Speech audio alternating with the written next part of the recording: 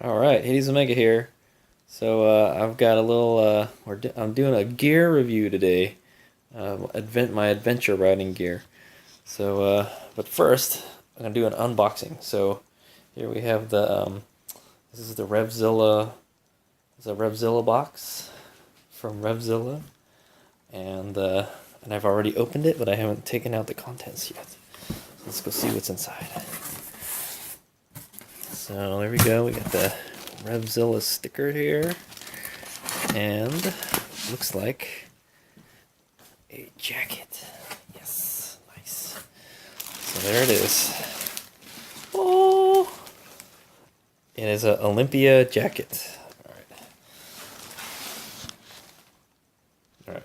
I'm taking out the box, and now we'll unwrap this guy. So this is an Olympia jacket. This is the Olympia. This is the Dakar. So it was about time. I've been waiting for this jacket to go on clearance or closeout because the new 2016, the 2017 models are coming out. So I'm a pretty big fan of Olympia gear. I like their gear. It's a little pricey, but it's not as pricey as the rest of the manufacturers, and you get a lot for your money. So anyway, so here I have two different generations of the Olympia Adventure series of jackets. So we'll take a look at both of them. I'll do a little in-depth review on the Moab here on the right, and this is the Dakar on the left here. So yeah. Well, let me talk about the Dakar jacket first. So I've been waiting 2 years for this jacket to come down in price. And the main reason, I'll tell you now, the main reason I bought it is because it matches my bike better. I ride a white motorcycle, so they have a black. I forget what it's called. I think it's black, white, and gray. Those are the colors for this guy. And there she is. And so this color, the color of the Moab is like pewter and silver. So I put many miles on this jacket here and these pants. This is the whole Dakar and Moab combo here. So I'll tell you the story about these two, how I got them. So this one I got on sale for $200. It used to cost $350, and I got this one for $200. I think I got this one for $200 also when it was on closeout, because this came out. And like I said, I mainly bought this jacket because of the color, because I like this jacket so much that I couldn't really justify spending the full price to just get a different color jacket, you know. But supposedly this one is better because it has some upgrades. So we'll go kind of over that. So I'll get back to the Dakar later. So here is the Olympia Moab. I've worn this jacket for adventure rides for many thousands of miles, probably about like 10,000 miles. It is a excellent jacket. Hold on. All right. Also, I forgot, it has liners. So both these jackets have a three layer system. Like, then there's like two underliners. So there's both these jackets have a wind and water layer. So like no water will get through this. And it helps block the wind. And then there's a thermal layer. So just to block the cold, you know, to keep your warmth in is what it does. And so they say this is like a 3-season jacket, and I tell you this, I've ridden with this jacket and pants combo from weather like maybe just under freezing, like 30-ish degrees, and up to like triple digits, 100 degrees, and they do great. if you're doing like a lot of hardcore off-road, you could heat up a little bit in it if you're not moving. The key is you got to move. So it has a mesh. So let's go over to the liner system. So it's not like a lot of other. This jacket isn't like, it's not like a transformable jacket. If you want to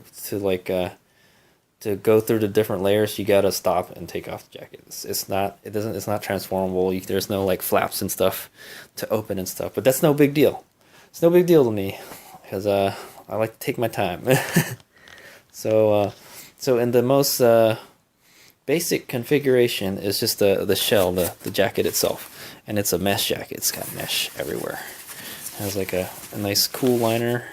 There's a nice big Olympia hanger here, and it has a back armor. It has a back armor, shoulder, and elbow armor. And it's kind of like it's an adventure cut jacket, so like it goes down past your waist, and has these monster cargo pockets here. These are great. I love these. And we'll just have to see how the ones on the Dakar fare, because the pockets look much smaller. There's more pockets, but they're smaller. And I liked having these huge pockets. Now it kind of weighs the jacket down a little bit when you put a lot of stuff. But the main thing I use these pockets for is to put like a headsock, balaclava. I'll even show you. I'll show you what I got in there. It's all kitted out right now. I got a gaiter in here, neck gaiter for when it's really cold. This keeps your neck warm. I got it's a microfiber cloth that I keep in here to clean my face shield, and some Advil comes in handy if you're hurting. I got some anti-fog spray, a little mini camera tripod. What else I got in here? And I think I have there's a little spritzer bottle I keep in here. Yeah, this is it. It's a little spritzer bottle. I use it to spray the face shield with. So it's a huge pocket, ginormous. And usually I will keep my goggles. I keep my goggles in this pocket. So the goggles fit great in there, perfect. So that's one thing I'm worried about this one, if I'd be able to fit goggles in there. So. And yes, pockets. That is one of the things I love about this jacket. I like having a lot of pockets. And I keep like a tire pressure gauge in here too. It has kind of this waistband system here, so you can it kind of acts as like a weight belt, sorta. Like if you have the jacket loaded down a lot, it helps you. It's kind of like a load bearing belt, sorta. And it helps cinch the jacket down to you. It's got there are two pockets here, and they're under the mesh, so they're kind of exposed. This is where I like to keep my my action camera. I have a spare action camera that I keep in there, and then I'm not really sure what I keep in here. Is random stuff. It's got a little clip here for like whatever, like keys, and has a nice cool mesh liner. You can actually link it up to something else, like probably the pants, but I've never done it. Oh yeah, I can. And it has like a little inner pocket, a cell phone pocket. And then all these and then there's like access panels for the armor and everything. So there it is, and it's very good. I never had a problem with the armor. I've had a few pretty bad crashes in this jacket, like 2 or 3, but they were mostly off-road, and I never slid on it or anything. So I've never really. This jacket is in pretty good shape still. Like I said, I wouldn't be selling it if I wouldn't be wanting to sell it if I hadn't bought this one. But yeah, so I get this rare opportunity to kind of compare and review one of the jackets. So like I said, this is a fantastic jacket. So when it's a little bit chilly, like if I'm gonna go on the highway after doing some dirt, I'll just throw this guy on. And this is a very nice jacket. You can wear it on its own. It even has pockets inside. And like I said, if it starts raining, that's when it's time to throw this bad boy on. This will keep the water off you. I've been in like pouring rain in this thing, and I've stayed dry. I was still miserable, but I was dry. Which I can't say much for the pants though. I'll talk about the pants after. So yeah, this is your wind and rain liner, and it works great. Yeah, so that'll be your first layer when it gets cold, and then if it's like uber cold, like freezing, then that's when this guy comes in handy. Now what I like about this one is it's very thin. It's very thin and it's easy to pack up actually, and then it folds up really well. You can just throw it. Usually I just keep this in my like a tank bag or pannier. Also, I didn't go over the back. The back has like a butt pouch. It's a waterproof butt pouch. Put it here. Yeah, so there it is. It's a waterproof pocket, and it unzips here, and you can put stuff in there. It's a pretty big pocket. Supposedly, you can put this liner in there, but I don't like putting bulky objects in there. Usually, what I'll do is I'll put my map book in here, so it won't get wet. And you can see there's a lot of reflective panels and stuff. There's a reflective panel here. All this piping here is reflective. See, you can kind of see it reflect. It's very reflective. People say I look like Tron, like I came out of the movie Tron after when they see me riding at night in this. It's pretty cool. So yeah, so I like this because it folds down well. This one, however, is kind of bulky. It's a wind liner. It's thicker than the other one, so it doesn't fold down as well. So I've opted to like not use this and actually use I use something like this. Oh, right here. This is what I use. I use like an Under Armour sweater. So it's a little thinner, sort of. Packs down better, anyways. This will keep you warm. That'll keep you really warm. And so, also I'll go over the size. This is a medium. I went and bought a medium for the Dakar. The medium is it fits me just fine. I'm 5'10", 175 pounds, and it still fits me great from all the years I've had it. So, great jacket. It looks like these are starting to wear out, the cinches for the sleeves. I don't really use them anyways. I just keep them in one position and I never touch them. You can actually take this off. This is kind of annoying. I don't use it so much. And actually, the Dakar, they did away with that. So now it just has this kind of like a buckle that you, what is it? Kind of like a lashing strap, sort of, that tightens the sides. So it doesn't have this anymore. But one nice thing I do use for it is I put my cell phone holster on it, and then I put my cell phone on it. So that works pretty good. And yeah, so also it has armor pockets. You could change the armor if you wanted. I was fine with the armor. I don't have any. There's no complaints. It's actually pretty beefy. Yeah. So all right, and then going to the Dakar pants. So I'm probably going to stick with these for a while. I'd actually bought... Oh, no, these are the Moab pants. I'd actually bought a pair of Dakar pants to replace my Moabs, but it's too big. I bought a size up, and I was like... And then I thought, like, I think I can use it as overpants, but they don't make very good overpants because... this is the same for the Moab. The Olympia adventure pants only go up to the knee with the zipper here, so it makes it hard to take your boots off. And I use these shorty boots right here. These are the boots that I'm using. Yeah. So they don't make good overpants. And these are the ones you can unzip. You can take the leg off if you want to turn them into shorts. I wish it didn't have that feature. I kind of just want them for pants. And if it didn't have that, I could have the zipper go all the way up, right? And then it would be much easier to take off. So I don't recommend these for overpants. You could use it as an overpant, but it's a pain in the ass to take off if you went up one size.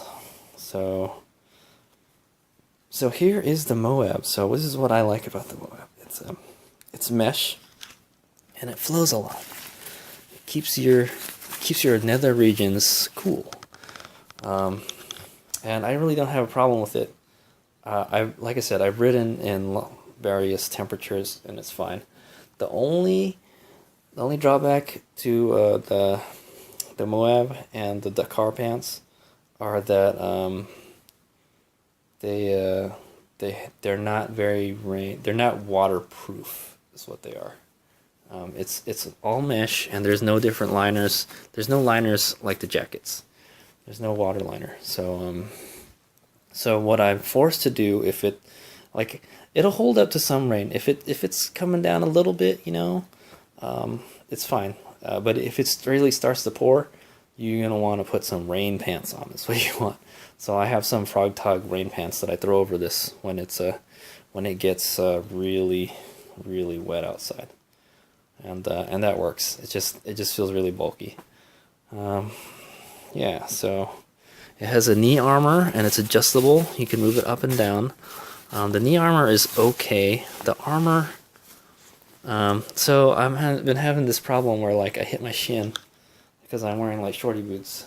Hit my shin a lot on the foot peg when I fall off the bike. So I opted to when I'm really out there adventuring in the desert or the dirt or the forest, I don't wear I take out the internal pads and I wear these. Oh, it's a Liat knee and shin armor, and these are great. They're long enough where they'll tuck into my shorty boots, and the only chink in this armor is right here, where it meets the boot. If I hit the foot peg here, it's gonna hurt a lot. So these are kind of it's like a hybrid shin guard. But yeah, I wear these underneath here. So actually, it may be, and it's kind of a pain in the ass to take off and put on. But once you got them on, you don't really want to take them off, and you don't really notice they're there. And they're also they're pretty easy to take off with the zipper. Goes up to the knee, so that works good. That's probably why this is all scratched up, because I probably went down and then it scratched this. But other than that, these pants are in great shape, and they have the cargo pockets. Oh, I love these cargo pockets. See, I haven't found any other manufacturer that has this many cargo pockets, in this nice pants. So it's a huge cargo pocket. I think it's water resistant. I don't know if it's waterproof. And it's got two of them, and it has two pockets here, the hand pockets. Now these pockets I don't like. This material here is not very strong. This kind of mesh material. I wish they'd gone with a different material that's stronger. I think I have a hole in one of these. There's also the butt pockets, the back pockets. Oh wow, it's ripping back here. That's no good. I think it's time to retire these pants. I suppose I can get that repaired though. That's not bad. I don't know how that happened. It might have happened in a crash. But yeah, there's these back pockets, but I don't really use them. I don't really like putting anything back there. So yeah, so there we go. I wish they were kind of like the army pants, the ACUs, where they had a little pocket down here. But I guess that's okay. And it's Cordura, it's tough, and it flows air. Oh yeah. Okay, let me talk about speaking of the armor, the hip armor. So these have some force field hip pads. I can't stress enough how important it is to have hip armor. So this is actually doubled up. So this is the foam armor, the hip pads that came with these pants, and they're minimal. Look at that. It's not very good. It's just like a memory foam. So I decided to put some force field hip pads in there, and it makes it feel bulkier. But it's good to know that you have more hip protection, because I had a really bad crash in Baja, and I hit my hip in the mud, or I was riding on some mud flats, and I hit the ground really hard on my hip. I was surprised I didn't break my hip, but like for like a year I had pain on that side of my hip. So now I don't mess around with the hip pads. And I fell off my street bike too, and I hit my hip too. So I guess, I don't know. My hips are cursed. But yeah, so I upgraded those. So if I do wind up using the Dakars, I will put those force field armor in there. Other than that, really, let's show the differences between the Dakar and the Moab. Oh, also, one more thing before we start the comparison is the belt loops. I like the belt loops on the Olympia pants because you can wear a thick belt. I like wearing these 2-inch army belts. They're great, and they're more comfortable than the weenie belts, like a 1-inch belt. So that's what I like about these. I have another set of Olympia pants that are over pants. They're mesh over pants, and they don't take large belts. So that's what I don't like about it. It just feels it doesn't feel the pants is forced. So really, they're about the same.